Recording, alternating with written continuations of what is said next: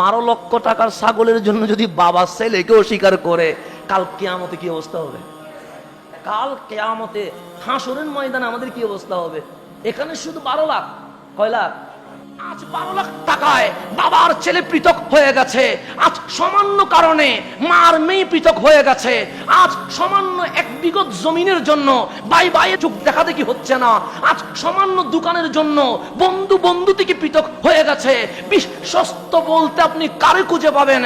জীবনে চলতে গিয়ে আপনি মা বাবাকে খুশি করতে চেয়েছেন, 16 আনা খুশি করতেই পারেন নাই, অভিযোগ রয়ে গেছে। আপনি চলে গেছেন প্রবাসে, খুশি করতে চাইলেন স্বামী স্ত্রীকে, স্ত্রী খুশি করতে চাইলো স্বামীকে, 16 আনা পরিপূর্ণ হয় নাই।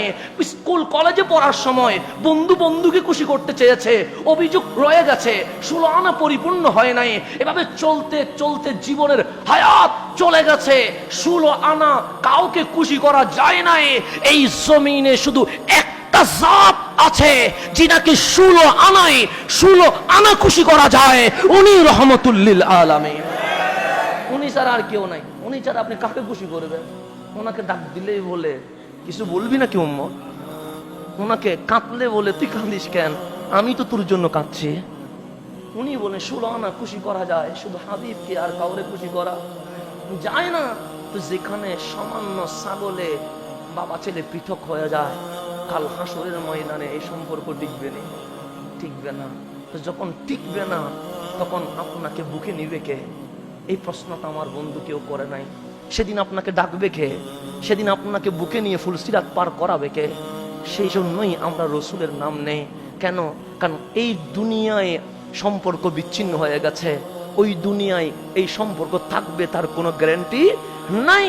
সেই জন্যই আমার কামলিওয়ালা বললেন, আবু বকর তোমার দায়িত্ব দিলাম, আমার উম্মত গুলারে ফুলসিরাত পার করাইয়া দিও।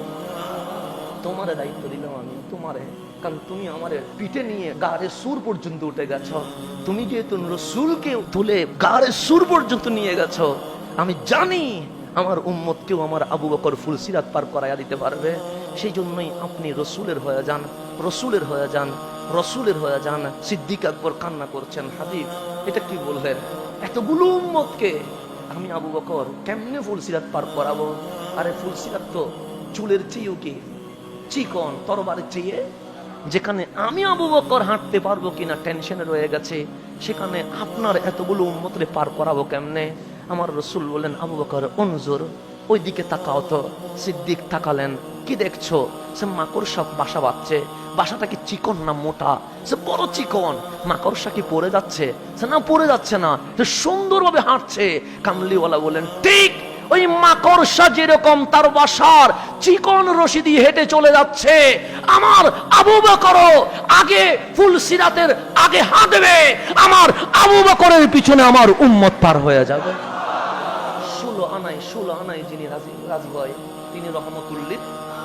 আল্লাহ বলছেন, ওয়া ইজ আখাযাল্লাহু মিসাকান নাবিয়িন। হাবিব আপনি স্মরণ করেন, আমি যেদিন নবীদের শপথ অনুষ্ঠান নিয়েছিলাম, তো ওদেরকে বলেছিলাম, লামা আতাইতুকুম মিন কিতাবিন ওয়া হিকমা, আপনারা যেহেতু নবী রাসূল, আপনাদেরকে আমি কিতাবও দিব, হিকমতও দিব। কিতাব দিয়ে দাওয়াত দিবেন, হিকমত দিয়ে জ্ঞান বিজ্ঞানের থিওরি অ্যাপ্লাই করবেন। তারপর বললেন, সুম্মা জাআকুম রাসূলুম মুসাদ্দিকুল লিমা মাআকুম।